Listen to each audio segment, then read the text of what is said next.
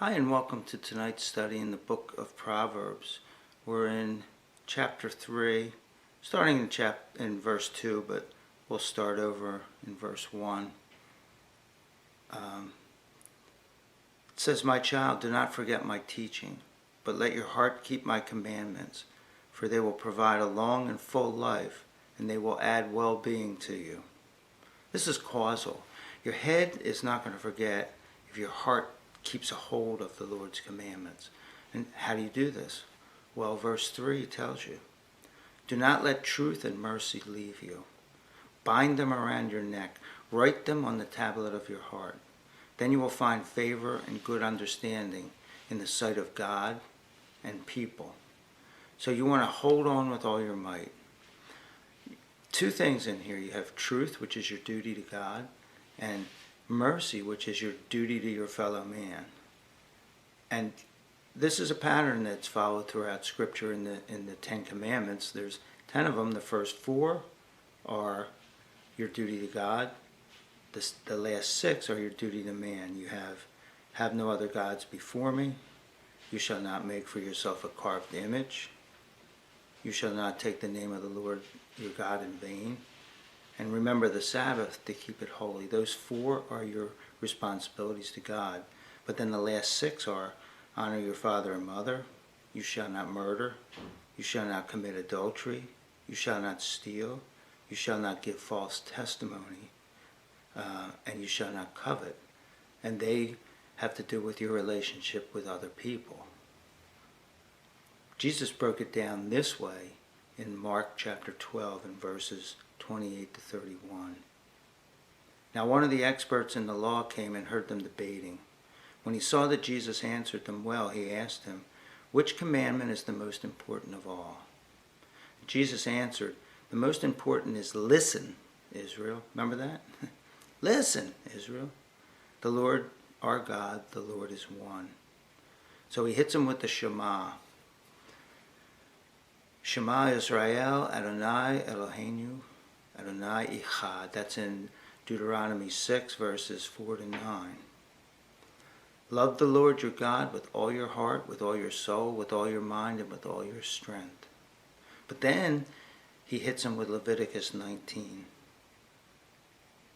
verse 18, which says, "Love your neighbor as yourself. There is no other commandment greater than these." So, a couple things here. Number one, there is no one greatest commandment. It's our relationship to God and our relationship to each other. But also, when we hear Jesus quote the Old Testament, we need to, a lot of times we just go, oh yeah, he's quoting Leviticus 19:18, but we need to know, what is the context of that? What is the context of love your neighbor as yourself? Did he just say that? Or is it in a sentence? How's it said? So let's go back and go through at least some of the chapter, it'll be most of it, and see. And this is one of my favorite chapters in the Bible, and I believe it's one of Jesus' favorite chapters because it tells us how to live with each other. And parts of it, you'll see, reflect on parts of the 10 Commandments. Leviticus 19, we'll start in verse 9, says, "When you gather in the harvest of your land, you must not completely harvest the corner of your field, and you must not gather up the gleanings of your harvest.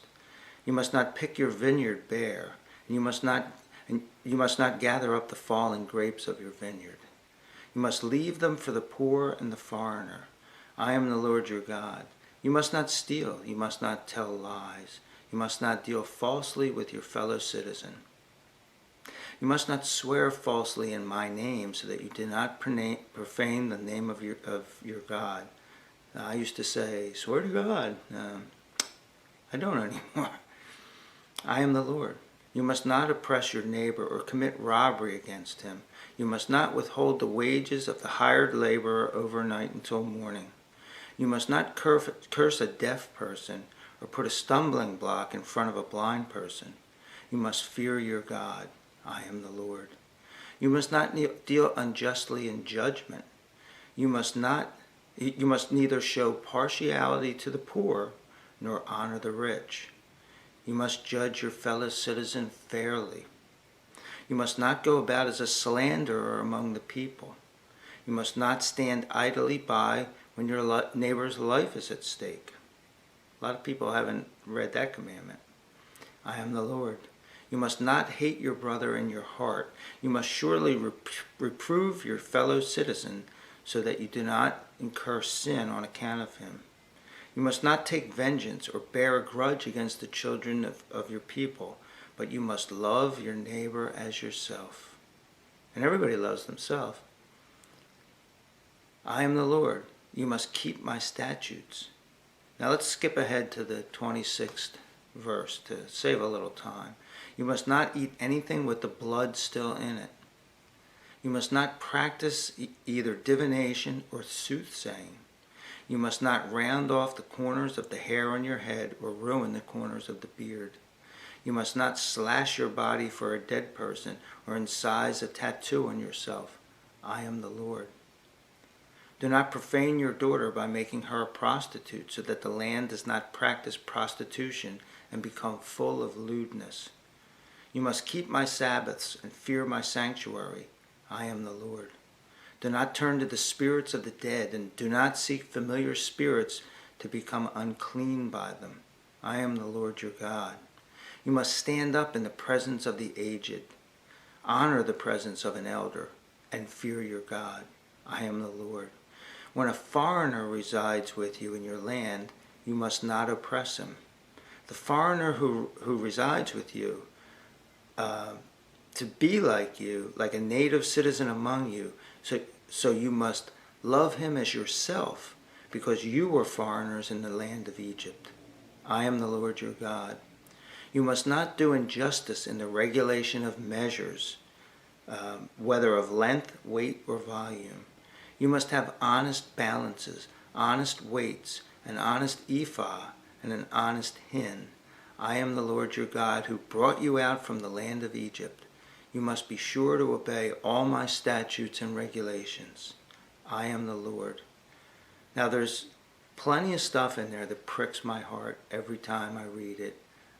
The fact that we have to tell people not to cheat each other, not to use false weights, put your finger on the scale, as they say, that we have to tell people not to put a rock in front of a blind person so that they'll fall on it. And it fits right in with the book of Proverbs, which shows also the depravity of our hearts, how low we can sink, and the depths of what we can contemplate doing in our minds. Like, let me just trip this blind person, because it'll be really funny when we watch that happen. But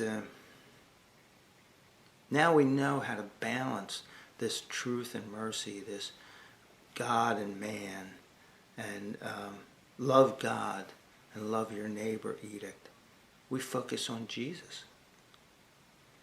Jesus said, I am the way, the truth, and the life. And the truth, that's the word in Proverbs 3:4. And this sandwiches the truth between the way and the life. And think about this, that just like we have the two tables of the law that determine our lives, whether we love God and we love our neighbor as ourselves, that he is also both tables. He's God and he's man. So if you do what you see Jesus do in the Bible, then you will fulfill love and mercy. And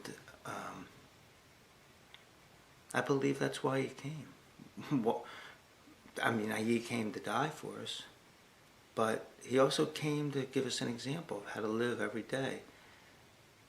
That's one reason why he was a man, so that we could look at him and go, he's a man. Maybe we can't do exactly what he did, but we can try to get as close as we possibly can. Now, our homework this week is really simple. Just read Leviticus 19 a few times. Read the whole thing and make some notes. See what, as a person, it says to you. as a citizen of your town, what it says to you, the citizen of your state, citizen of the country that you live in. You know, what does it say? It addresses issues that are for you individually, but it's telling a community of people, like, this is what you do. You know, you go out to get your crops, leave some for the poor. And I believe you'll be blessed by that. It's a good exercise. Till next time, God bless you.